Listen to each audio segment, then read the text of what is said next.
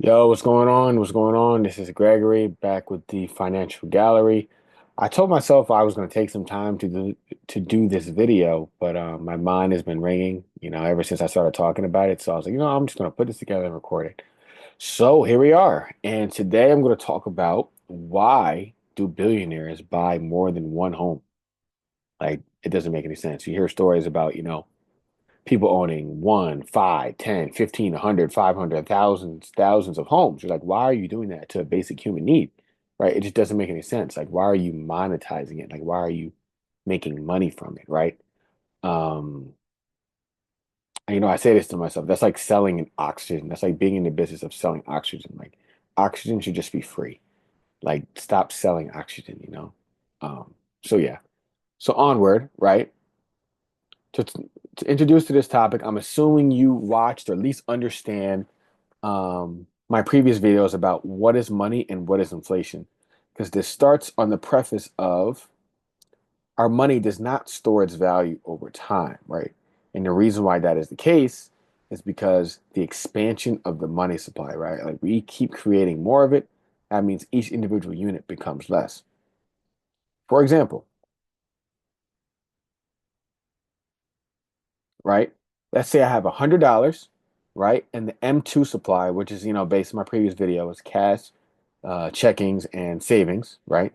And the M2 supply in the community is $1,000, right? That means technically, right? Just keeping math simple, I should be able to purchase 10% of everything. 10% of the electricity, 10% of the food, 10% of the housing. Simple as that, right? But what if now the M2 supply goes to 200, right? Or excuse me, 2,000. Then I can only purchase 5% of the housing. Then what if it goes to 5,000? I can only purchase 1%, right? So this is how inflation happens, right? You lose your purchasing power over time because the units of the dollars they keep getting increased. So each individual unit becomes valuable. It's kind of like, yeah, I mean, looking at the next chart, right? If you come down to the bottom right and look at the red line, there's about $100 billion in cash, checkings, and savings in 1971, right? And in 2006, there's 800 billion. And you can see there's an inverse correlation between the amount of units and the value per unit, right? As you increase the units, each individual one gets less valuable. And this is up to 2006. I think our M2 now is above 20 trillion, right? So it's 20x from here, right? And this is why it feels like we're trending towards zero. Like we should be, as I say it to myself all the time, we should be trending towards infinity, not towards zero. My previous videos, I talk about, we have, tractors, automated manufacturing, AI, and a supercomputer in our pocket, that being an iPhone. Why do prices keep going up, right? It doesn't make sense. Um, and on another example, there's a reason why, the shoes that are available in Walmart cost less than Michael Jordan's final shoe in his final game, right? Because there's only one of those shoes, but there's millions of Walmart shoes, right? And that's just how supply and demand works. So in conclusion, right, our money should be something scarce, right? That's why we trade our time for it. There's nothing more scarce than time, right? Um, so moving on with this type of philosophy, right? Now we can look into an example. Let's say there's an individual who sold a tech company, right, for $1 million. So literally, he sold it to an investor, and the investor zelled him $1 million, right? What do you do with the money, right? Because we're on the previous, understanding that our money does not maintain its value over time. It doesn't maintain its purchasing power. So if he had $1 million and it was a million out of 10 million, okay, I own 10% of everything. But he may come back the next year and say, yo, I only have a million out of 20 million, right? So so I got to catch up. I need more than a million, you know? So experts will tell you, yo, you got to invest in stocks, bonds, and real estate. That's the deal. That's why we invest in stock, bonds, and real estate to protect our purchasing power. I'm putting $100 in, and hopefully I get more than $100 out, right? And I need that to move faster than the percent change in the money supply. You kind of have to say this multiple times if you truly want to understand it. Like I've watched multiple 3-hour videos from multiple people over multiple times over multiple years, right? So this isn't something I just got, after watching one 10-minute video, right?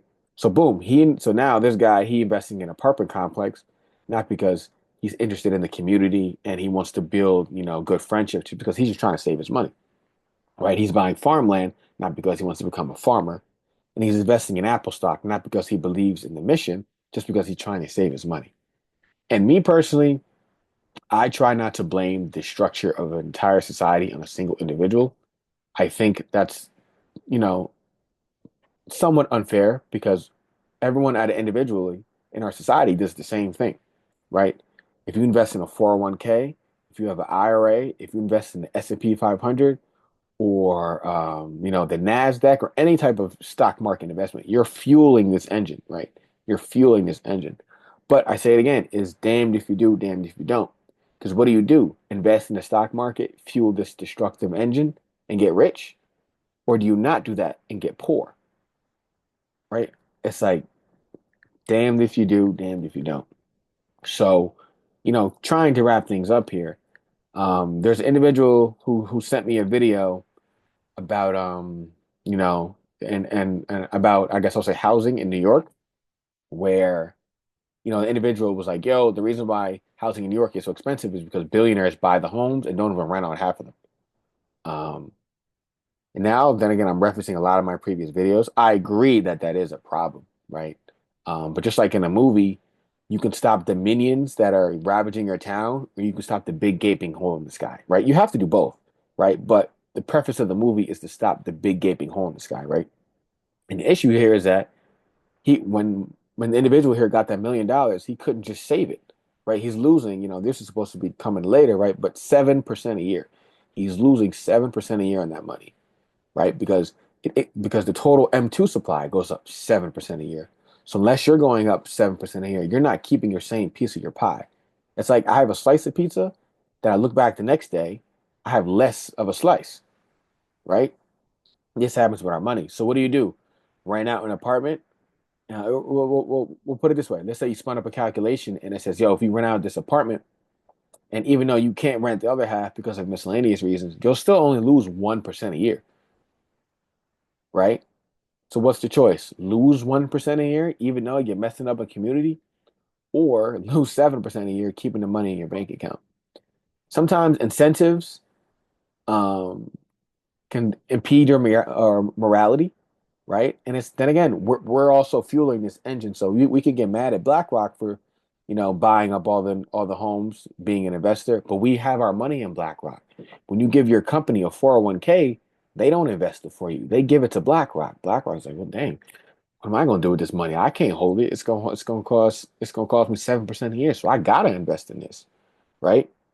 So that's, kind of wrap our head around the reasons that we have to structure a better society with our money in order to solve issues like this.